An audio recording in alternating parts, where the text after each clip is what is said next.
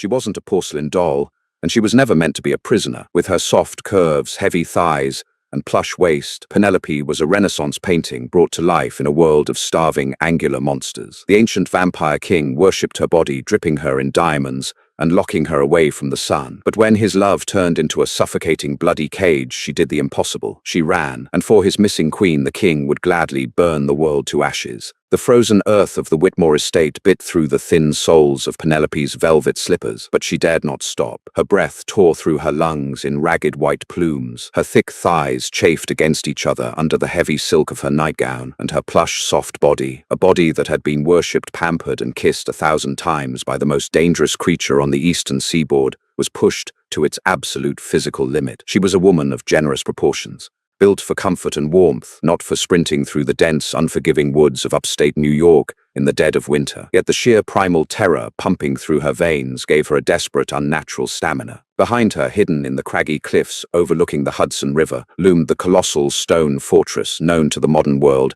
as the historical Whitmore Manor. To Penelope, it was merely the golden cage where Lucius Carlyle reigned. Lucius. The name alone sent a violent shiver down her spine that had nothing to do with the January frost. He was a creature of ancient aristocratic nightmares, a vampire lord whose wealth stretched through centuries, and whose influence dictated the rise and fall of modern politicians. When Penelope had first arrived at the estate 6 months ago as an archivist for the Kensington Antiquities Trust, she had been thoroughly intimidated. She was a heavy-set, quiet historian in her late 20s, accustomed to being overlooked in favor of thinner, more conventionally glamorous women. But Lucius had not overlooked her. From the moment she stepped into his vaulted library, clutching her research notes against her full chest, his cold, predatory eyes had locked onto her with a terrifying, consuming hunger. He hadn't just desired her, he had revered her. In a nocturnal high society filled with gaunt, statuesque immortals and their razor-thin human companions, Penelope's lush, full-figured body was a revelation to him. He treated her like a goddess plucked from an oil painting.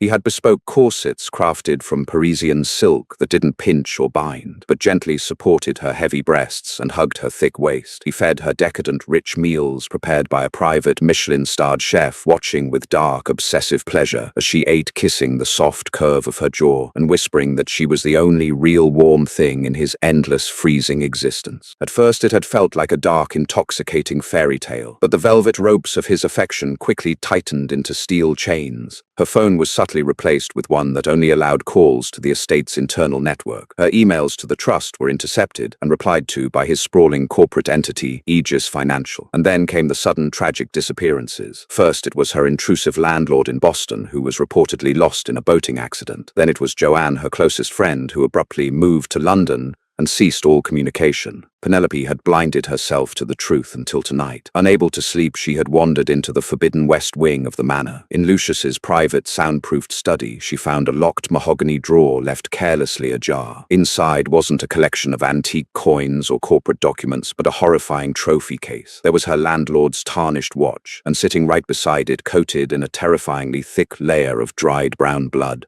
was the silver locket Joanne had worn every day since college. He hadn't just isolated her, he had systematically slaughtered anyone who anchored her to the human world. He was pruning her life, cutting away every branch until she had no choice but to rely solely on him. And tomorrow night, on the eve of his coven's winter solstice gala, she knew he intended to turn her to freeze her soft, warm body in an eternity of blood and darkness. A branch snapped back, whipping across Penelope's face and stinging her cheek, pulling her back to the freezing reality of the woods. She stumbled over an exposed root, her heavy frame hitting the frozen mud with a dull thud. Pain exploded in her knee, but she bit down on her lip so hard she tasted copper, refusing to scream. She scrambled back up, her hands scraped and bleeding. She had bribed a newly turned guard, a young man named Thomas, with a priceless Byzantine ruby she had stolen from Lucius's vault. Thomas had disabled the perimeter wards for exactly 4 minutes. If she didn't reach Route 9 by the time the wards reactivated, the psychic alarm would sound and Lucius would wake. Pushing through the final line of heavy pines, Penelope burst onto the desolate 2-lane asphalt of the highway. Her lungs were burning, her heart hammering wildly against her ribs. She waved her arms frantically at the twin headlights piercing the fog. A battered, rusted pickup truck slammed on its brakes, skidding slightly on the black ice. "Please," Penelope gasped, pulling open the passenger door before the bewildered driver could even speak. "Please, I have cash. Just drive. Take me to the Amtrak station in Albany. Don't stop. Please." The driver, an older man in a faded flannel shirt, took one look at her terrified, tear-streaked face, her bleeding hands, and the expensive ruined silk of her gown, and hit the gas. As the truck accelerated down the dark highway, Penelope looked in the side mirror. The imposing Gothic spires of Whitmore Manor were swallowed by the fog. She had escaped the devil, but as the adrenaline began to fade, a new freezing dread settled in her gut. The devil did not like to lose what belonged to him. When Lucius Carlyle awoke, the air in the master suite was wrong. He didn't need to open his eyes to know she was gone. For 6 months, he had awoken to the rhythmic, comforting sound of Penelope's heartbeat. He had grown addicted to the scent of her, a warm, intoxicating blend of vanilla old paper and the sweet, musky sweat that pooled in the soft creases of her thighs and beneath her heavy breasts. He loved burying his face in her plush stomach, listening to the life thrumming inside her. Now there was only the hollow, deafening silence of the stone walls. Lucius threw off the heavy velvet duvet, his movements a blur of unnatural speed. In a fraction of a second, he was standing by her side of the massive four-poster bed. The sheets were cold. The closet door was slightly ajar, revealing her heavy winter coat was missing. A low, guttural snarl built in the back of his throat, vibrating with such ancient, terrible power that the reinforced glass of the bedroom windows spiderwebbed with hairline fractures. He moved through the manor like a force of nature. The heavy oak doors of the west wing study were thrown open, the wood splintering off the hinges. He saw the open drawer. He saw that Joanne's bloody locket had been moved. She knew. His brilliant, beautiful, soft human had figured it out. Within minutes, the entire estate was violently awake. The elite guards of the Night Syndicate vampires, who had survived centuries of warfare, stood trembling in the grand foyer as their king descended the marble staircase. Lucius was dressed in an impeccable charcoal suit, but his eyes, usually a calm, terrifying slate gray, were glowing with a luminescent blood-red fury. He found Thomas cowering near the perimeter wall. Lucius didn't ask questions. He simply reached out his pale hand, plunging through the young vampire's chest, with the ease of a knife through water, ripping out his undead heart and crushing it into ash. "She has a 3-hour head start," Lucius addressed his inner circle, his voice a deadly quiet whisper that echoed ominously in the cavernous hall. "Tear up the roads, ground every private jet at Teterboro and JFK, bribe the port authorities. I want the northeastern grid locked down." "My lord," ventured one of his oldest lieutenants, a French vampire named Leon. "The High Council in Boston will view such a massive mobilization as an act of war. The human authorities will notice." Lucius moved so fast, Leon didn't even have time to blink before the king's hand was clamped around his throat, lifting the towering immortal off the floor. "Let the council view it however they wish," Lucius hissed, his fangs fully descended, dripping with venom. "If they hide her, I will burn their sanctuaries to the ground. If the humans interfere, I will slaughter them in the streets. Penelope is mine. Find her, or I will replace every one of you." 2 weeks later, the city of Providence, Rhode Island, was burning. Penelope sat in a dingy, fluorescent-lit diner on the outskirts of Baltimore, Maryland, staring at the muted television mounted above the pie case. She was wearing an oversized thrift store sweater that hid the luxurious curves Lucius had so adored, her dark hair chopped short and dyed a harsh box blonde. She had aged 5 years in 14 days. The physical toll of running, of sleeping on cheap motels, sagging mattresses, of eating stale bread to save the little cash she had was profound. Her body ached, her plush curves feeling heavier, weighed down by exhaustion and paranoia, but she was free, or so she tried to tell herself. On the screen, the news ticker flashed in bright red letters. "Massive industrial fire destroys historic Providence. Warehouse district, death toll climbing." The news anchor babbled about a catastrophic gas main failure, but Penelope knew better. The warehouse district in Providence was the headquarters of the New England Hunter Coalition, an underground human faction that occasionally offered safe passage to supernatural fugitives. Penelope had briefly considered going to them before realizing Lucius would anticipate it. She took a sip of her bitter, lukewarm coffee, her hands trembling violently. He was burning them out. He was systematically moving down the eastern seaboard, interrogating, torturing, and incinerating anyone who might have helped her. 3 days ago, it was a freak chemical explosion at a logistics center in Connecticut, a known front for a werewolf pack. Yesterday, it was a sudden violent riot in a New Jersey nightclub owned by a rival vampire clan. Lucius wasn't just searching for her. He was throwing a catastrophic, apocalyptic tantrum. He was punishing the world for letting her slip away. "Hey, Penny, I mean Patty," the weary diner manager, a heavy-set man named Carl, called out from behind the grill. "You okay? You look like you're about to pass out." I'm fine, Carl. Penelope lied, her voice raspy. She had adopted the name Patty and paid Carl under the table to let her wash dishes and serve the graveyard shift. It was grueling, unglamorous work, a far cry from her silk gowns and Michelin-starred meals, but the grease and the sweat made her feel brilliantly, wonderfully human. Suddenly, the diner's overhead lights flickered. The low hum of the ancient refrigerator behind the counter abruptly died. A sudden, unnatural chill swept through the room, dropping the temperature so rapidly that Penelope could see her own breath pluming in the air, just like that night in the woods. The little bell above the diner's glass door chimed. Penelope froze, her heart seizing in her chest. The smell hit her first, the undeniable metallic tang of old blood mixed with the sharp electric scent of ozone and burning ash. Slowly, agonizingly, she turned her head toward the entrance. A tall, impeccably dressed figure stood in the doorway, the collar of his expensive wool coat turned up against the Baltimore rain. The streetlights caught the sharp angles of his jaw and the terrifying, familiar red glow in his eyes. He had found her. The diner went dead silent, save for the frantic, sputtering buzz of the failing neon sign in the window. Lucius Carlyle did not burst through the door with the feral violence of a monster. He stepped over the threshold with the terrifying, predatory grace of royalty. His charcoal coat was pristine, entirely unbothered by the miserable Baltimore downpour. The harsh, unnatural fluorescent lighting of the diner should have made him look garish, but instead it only highlighted the immaculate,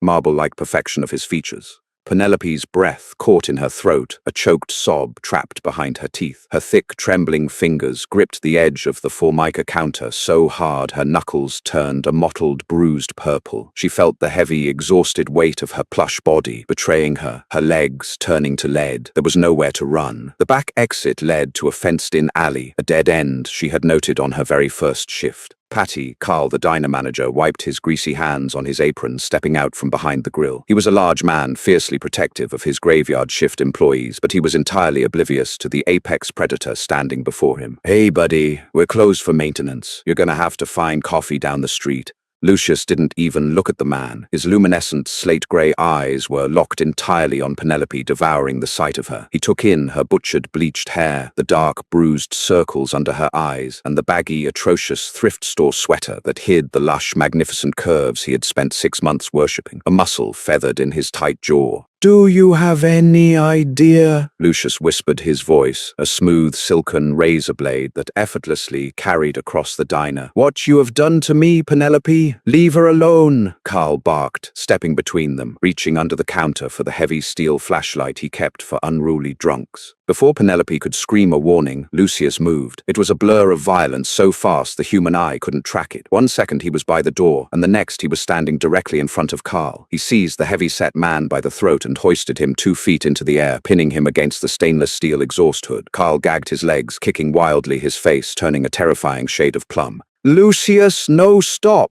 Penelope shrieked, her voice tearing from her throat. She abandoned the safety of the counter, throwing her heavy weight forward, her hands desperately clawing at his ironclad arm. "Please, he doesn't know anything, I'll go with you. Just put him down." Lucius turned his head slowly, his cold eyes dropping to where her soft, trembling hands gripped his sleeve. The murderous tension in his shoulders fractionally loosened. He dropped Carl, who collapsed to the floor in a wheezing, coughing heap, clutching his bruised neck. "You ran from me," Lucius stated, stepping into Penelope's personal space. The ambient temperature around him was freezing, a stark contrast to the sweat breaking out across her flushed, plump cheeks. He reached out his icy, gloved fingers, gently brushing the rough, dyed ends of her hair. "You tore my heart out of my chest, my beautiful, foolish queen. You fled into the freezing mud like a common thief. You murdered them!" She spat, hot tears finally spilling over her lashes, defiance warring with absolute terror. She refused to shrink away, forcing her plush chest to heave with deep, angry breaths. "You killed my landlord. You killed Joanne. You left her bloody locket in your desk like a trophy. You're a psychopath."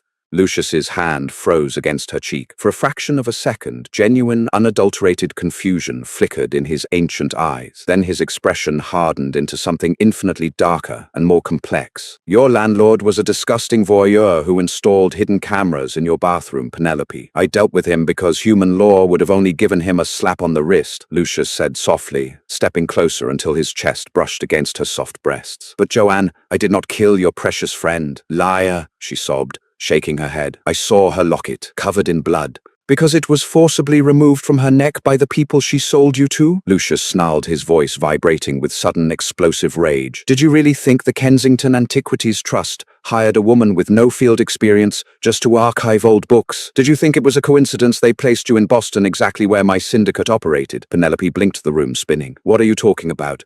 Kensington is a front, Lucius hissed, his hands gripping her thick waist, grounding her to him. They are the Vanguard Directive, a fanatical order of human hunters funded by Vatican splinter cells. Joanne was your handler. She identified your bloodline, a dormant, incredibly rare genetic marker that acts as a potent narcotic to my kind. She sold you to the Vanguard, Penelope. They used you as bait. They wanted me to become obsessed with you. They wanted me distracted, so they could map my estate's defenses. No, Penelope whispered, stumbling back, her heavy thighs knocking against a booth. No, Joanne wouldn't. We've been friends since college. She accepted $3 million for your life, Lucius said ruthlessly, pulling a crumpled, blood-stained bank transfer slip from his coat pocket and tossing it onto the table. The name Joanne Miller was printed clearly next to an offshore account number. When they realized I was going to turn you, making you immortal and useless to them, they panicked. They moved Joanne to London, but my people intercepted her. The blood on that locket was hers, yes. Because I tortured her for hours to find out what they had planned for you.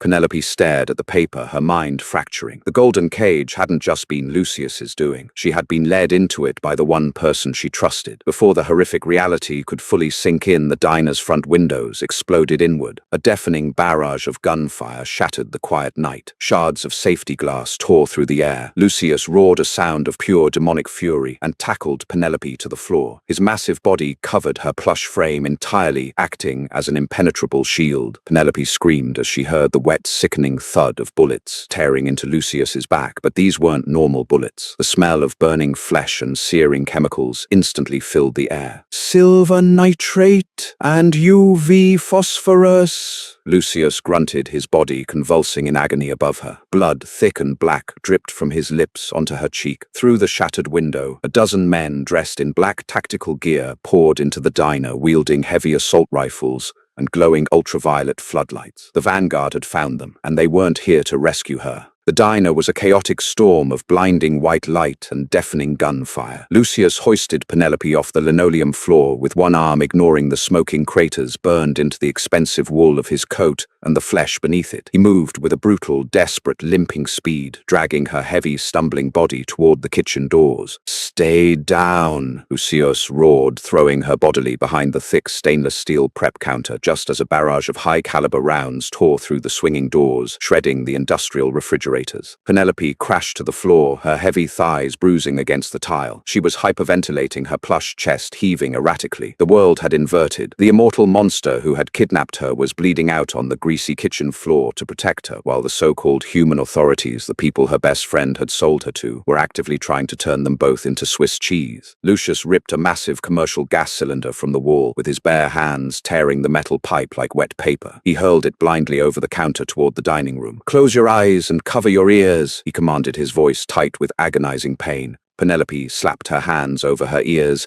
and squeezed her eyes shut. The explosion shook the very foundations of the building. A shockwave of heat and concussive force blasted over the counter, raining debris, pulverized plaster, and shattered plates down upon them. Screams echoed from the dining room as the front of the restaurant was consumed in a raging fireball. Through the thick, choking smoke, Lucius grabbed her hand. Run, now! They burst through the kitchen's rear fire exit, plunging into the freezing, rain-soaked Baltimore alley. Lucius didn't stop. He dragged her down a narrow service corridor, prying open a rusted iron grate that led down into the city's decommissioned subterranean storm drains. They descended into absolute darkness, the stench of stagnant water and rotting leaves overwhelming them. They walked for what felt like hours through the dripping, cavernous tunnels. Penelope's lungs burned her soft legs, trembling with exhaustion, but she couldn't complain. Beside her, the seemingly invincible Vampire King was falling apart. Lucius was leaning heavily against the damp brick walls, his breathing wet and ragged. The ultraviolet phosphorus rounds were still burning inside his back, actively preventing his supernatural healing factor from closing the wounds. Finally, Lucius collapsed. His long legs gave out, and he slid down the curved tunnel wall,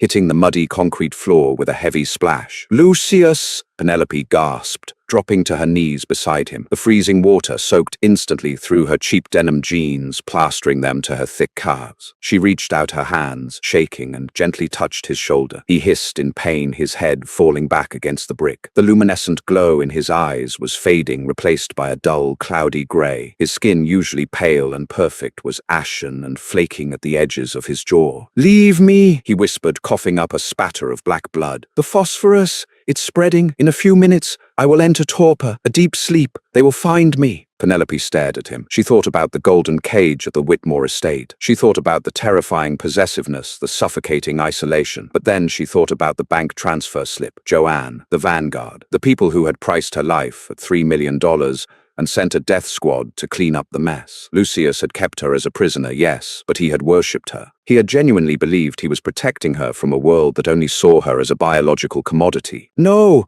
Penelope said, her voice shaking but suddenly resolute. "I am not leaving you down here."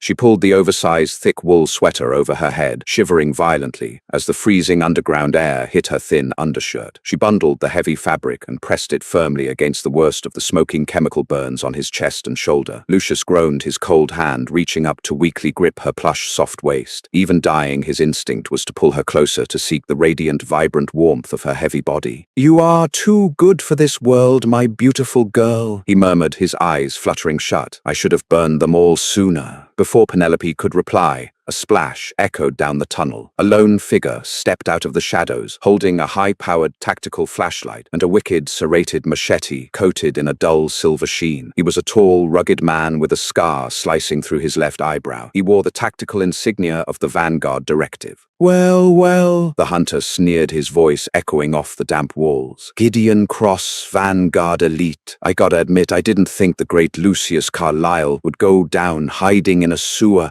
with his fat little blood bag." Penelope's blood ran cold. She shifted her body instinctively, shielding Lucius's prone form with her own wide hips and soft torso. "Back off," Penelope said, her voice dropping into a dangerous, unfamiliar octave. Gideon laughed, taking a slow step forward. "Or what sweetheart Joanne told us, you were docile. A quiet, heavy-set bookworm who wouldn't know which end of a gun to hold. Be a good girl, step aside, and let me take his head. The director wants to run some tests on your bone marrow, but if you cooperate, we might give you a nice clean cell." Penelope looked down at Lucius. He was barely conscious, but his fingers weakly squeezed her hip, a silent plea for her to run. She looked at the blood staining her hands. She looked at the hunter, who viewed her as nothing more than a fleshy test tube. Her hand blindly searched the debris on the tunnel floor. Her fingers brushed against a heavy, jagged piece of rusted iron rebar broken off from the old sewer grating. It was thick, heavy, and viciously sharp at one end. "Joanne," Penelope whispered, her eyes locking onto Gideon with a terrifying blank emptiness, "didn't know me as well as she thought." Gideon lunged, raising the silver machete, but Penelope didn't cower. She used the powerful, heavy muscles of her thick thighs to propel herself upward from the mud. She didn't try to outmaneuver him. She used her sheer mass. She drove her shoulder hard into Gideon's chest, throwing him off balance. As the hunter stumbled back into the shallow water, Penelope brought the jagged iron rebar down, with every ounce of furious, terrified strength in her plush body. The iron plunged deep into the gap between Gideon's tactical vest and his collarbone, severing his artery. The hunter dropped the machete, his eyes wide with shock, choking on his own blood before collapsing face first into the muddy water. Penelope stood over him, her chest heaving, her soft, generous curves trembling violently. Hot blood splattered across her face. She dropped the iron bar. She wasn't just a captive anymore. She had crossed a line in the dark, and there was no going back. She turned back to Lucius, whose eyes were open, just a fraction, watching her with a terrifying, awestruck adoration. The king had found his queen, and she had teeth of her own. The echo of the iron rebar tearing through flesh faded into the dripping, suffocating silence of the Baltimore storm drains. Penelope stood frozen, her chest heaving violently, the adrenaline crashing through her veins like shattered glass. She looked down at her bloody hands, then at the lifeless body of Gideon Cross, floating face down in the murky, freezing water. She, a quiet, heavy-set archivist who had never so much as swatted a spider without feeling guilty, had just butchered a trained paramilitary hunter. A weak, agonizing cough broke her shock. Penelope dropped to her knees, her thick, denim-clad thighs splashing into the filthy water as she scrambled back to Lucius. The Vampire King was rapidly deteriorating. The ultraviolet phosphorus from the Vanguard's hollow point rounds was eating through his supernatural flesh, preventing his cells from regenerating. His pristine marble-like skin had turned a horrific chalky grey, the veins protruding black and poisoned against his jawline. "Lucius," Penelope gasped, her soft, plush hands cupping his freezing face. She ignored the mud and blood smearing his perfect features. "Lucius, stay with me. What do I do? How do I stop the burning?" His eyelids fluttered, the luminescent slate grey of his irises dimmed to a dying ember. "You cannot," he breathed, his voice a dry, rasping death rattle. "The phosphorus destroys the host. I am out of time, my queen. Leave me. Take his comms. Find the extraction point."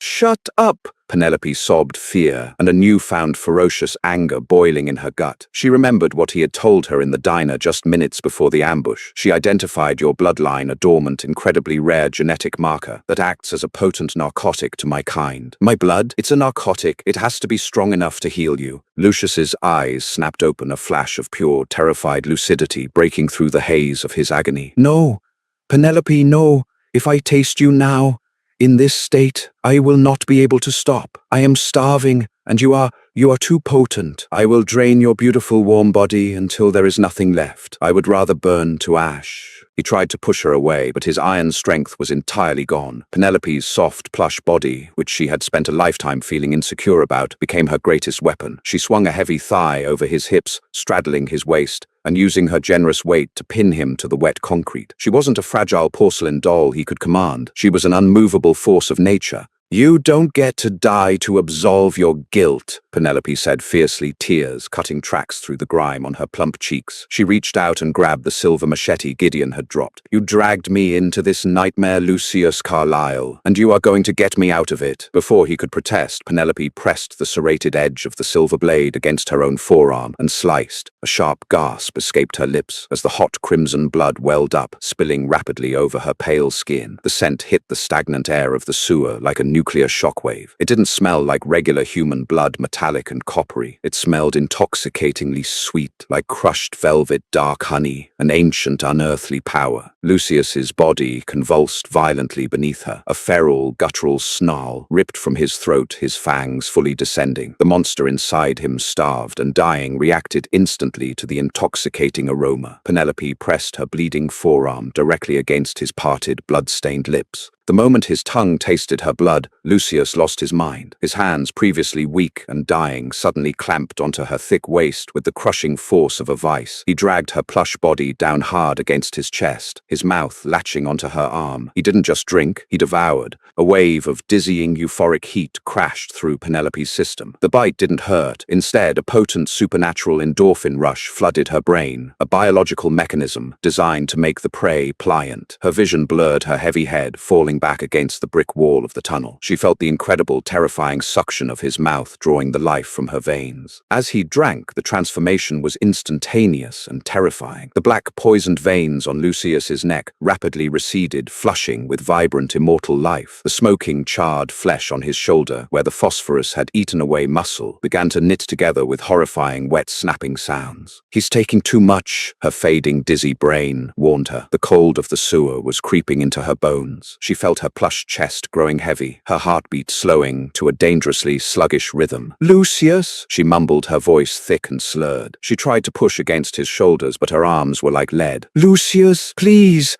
He didn't hear her. He was drowning in the ecstasy of her blood. It was the purest, most concentrated essence he had ever consumed in 800 years. Summoning the absolute last shred of her willpower, Penelope let her heavy body go completely limp, dead-weighting herself against his chest. Her soft stomach pressed flush against his rigid abs, her thick thighs bracketing him intimately in the filthy water. "Lucius, I'm cold." That single fragile whisper shattered his frenzy. Lucius ripped his mouth away from her arm, gasping for air, as if he had been submerged underwater. His eyes, now blazing with a blinding, terrifying crimson light, darted wildly to her pale, plump face. He saw her eyes rolling back, her heavy limbs going slack. "No, no, no!" he chanted, horror contorting his perfect features. He bit into his own wrist, severing his vein with his fangs, and pressed his bleeding flesh against her parted lips. "Drink, my love, drink."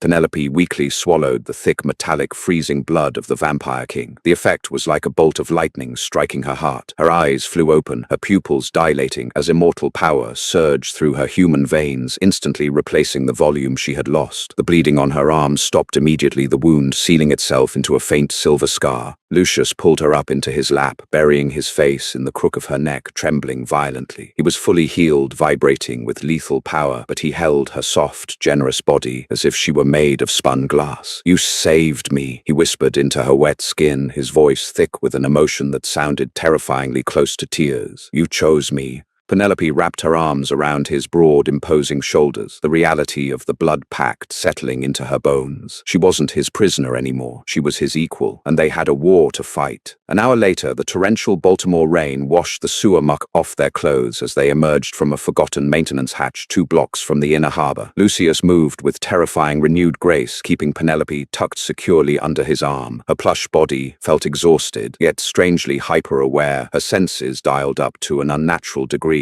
thanks to the few drops of his blood still singing in her system. They bypassed the heavily monitored streets and slipped through the loading docks of the Four Seasons Hotel in Harbor East. Aegis Financial, Lucius's vast corporate empire, quietly owned a controlling stake in the luxury property. Lucius bypassed the lobby, entirely tearing a reinforced steel door off a private VIP-only elevator shaft and overriding the biometrics with a thumb drive he pulled from his ruined coat. When the polished brass doors slid open onto the penthouse level, Penelope stepped into a world of sickening, untouchable wealth. The suite offered a panoramic floor-to-ceiling view of the dark harbor, but Penelope only had eyes for the massive marble bathroom. "Go," Lucius said softly, his red eyes tracking the exhausted slump of her heavy shoulders. "Wash the blood off. I need to secure the perimeter and access the Vanguard's network." Penelope didn't argue. She stripped off the filthy, oversized sweater and the heavy, sodden jeans, stepping into the massive, glass-enclosed shower. As the steaming hot water cascaded over her, she looked down at her body. She had spent a lifetime hiding her thick thighs, her plush, rounded stomach, and her heavy breasts under baggy clothes, feeling like she took up too much space in a world obsessed with thinness. But tonight, this very body had shielded a king. Her mass had taken down an elite hunter. Her rich, potent blood had brought a god back from the brink of ash. When she finally stepped out, wrapping her lush curves in a thick, luxurious white robe, she found Lucius standing by the floor-to-ceiling windows. He had discarded his ruined suit and was wearing only a dark pair of tailored trousers, his heavily scarred, impossibly muscular torso bare to the ambient light of the city. On the glass coffee table sat the ruggedized Panasonic toughpad he had looted from Gideon's corpse. "They think we are dead," Lucius said without turning around. His voice was a calm, lethal baritone. "The diner explosion triggered a secondary gas main. The block is gone. The local authorities are attributing it to a domestic terror cell." Penelope walked over her bare feet, silent on the plush carpet. She sank into the heavy leather sofa, her body sinking into the cushions. "And the Vanguard?" Lucius finally turned to face her. His expression was cold, calculating, and utterly terrifying. He picked up the heavy Panasonic tablet and handed it to her. "Gideon's comms were heavily encrypted. I had to route the decryption through the main servers at Johns Hopkins Applied Physics Lab to break it. I found his final extraction orders." Penelope looked at the glowing screen. It was a digital map of the East Coast, with a blinking red coordinates marker nestled deep in the rural, heavily forested mountains near Gettysburg, Pennsylvania. But that wasn't what made her breath hitch. Below the map was a text log. "Director J. Miller, target is highly volatile. If Carlisle cannot be contained, terminate him. Bring the girl alive. Her tissue samples are critical to the Gettysburg Project." Penelope stared at the name, J. Miller. "Joanne!" she whispered, her voice cracking. The final, fragile illusion of her old life shattered into a million irreparable pieces. "She isn't just a handler, she's the director. She faked her death to motivate my fury, knowing I would become reckless and track the scent to Boston." Lucius explained, his eyes darkening as he watched the betrayal ravage Penelope's face. "The Vanguard doesn't just want your blood to study, Penelope. The Gettysburg Project. It is a breeding facility. They have been hunting down the dormant carriers of your bloodline for decades. They want to weaponize your biology to create a super soldier serum capable of matching immortal strength. Bile rose in Penelope's throat. Her best friend, the woman she had shared apartments with, cried over breakups with, and trusted with her deepest insecurities. Joanne hadn't just sold her to a monster. Joanne was the monster. Joanne had looked at Penelope's soft, warm, trusting nature and seen only raw material to be harvested in a cage far worse than anything Lucius had ever built. "They have others," Penelope said, her hands trembling as she clutched the tablet to her plush chest. "Other people like me, locked up in that place." Lucius knelt before her, entirely ignoring his own dominance, to place himself at her feet. He reached out his cool, pale hands, resting gently on her thick robe-clad thighs,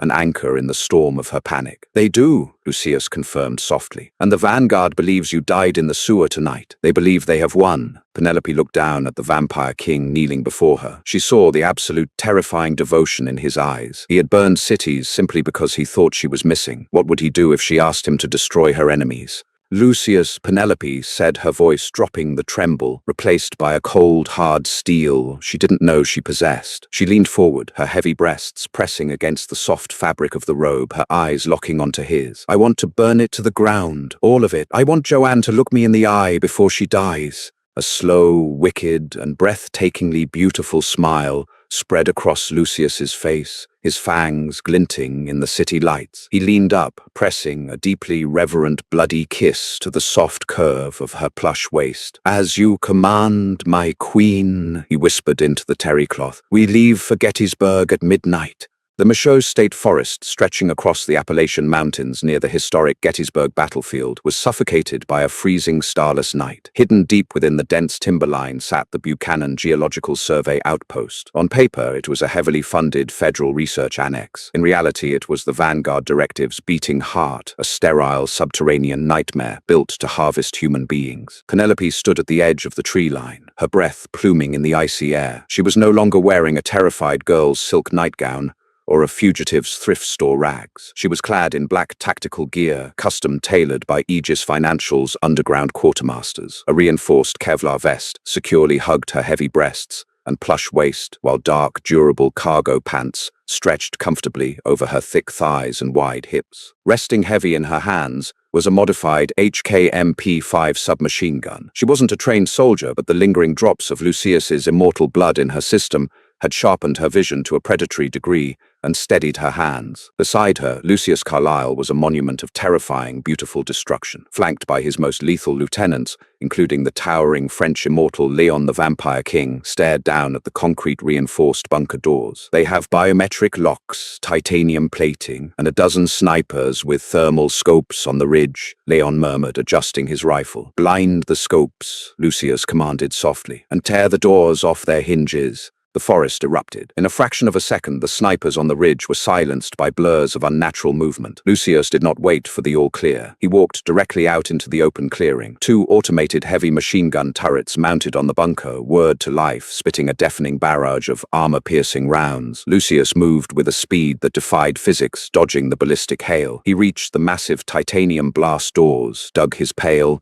bare hands deep into the microscopic seam of the metal, and roared. With a screech of tearing metal that echoed for miles, Lucius ripped the 100-ton doors completely out of the concrete wall, tossing them aside like scrap paper. "Keep her behind me," Lucius ordered Leon, though his glowing crimson eyes flicked back to ensure Penelope was safe. They descended into the belly of the beast. The Vanguard facility was a sprawling labyrinth of blinding white tiles and sterile glass. It was meant to be an impenetrable fortress, but against an enraged, fully fed ancient vampire, it was nothing but a tomb. The syndicate swept through the corridors like a tidal wave of blood and shadow, painting the pristine white walls a horrific, visceral crimson. Penelope followed closely behind her boots, splashing in the pooling blood. She felt a profound, disturbing calm. The soft, heavy-set archivist who used to apologize for taking up space on the subway was dead. They reached the lowest level, sub-level 4. Lucius kicked open the reinforced doors to the main laboratory, and Penelope's heart dropped into her stomach. It was a warehouse of human misery. Dozens of reinforced glass cells lined the walls. Inside, men and women were strapped to medical chairs, tubes siphoning their dark, potent blood into massive centrifuge vats. This was the Gettysburg Project. This was the exact fate Joanne had planned for her plush, vibrant body. "Stop!" A sharp, frantic voice echoed from the elevated control room. The bulletproof glass doors of the control room slid open,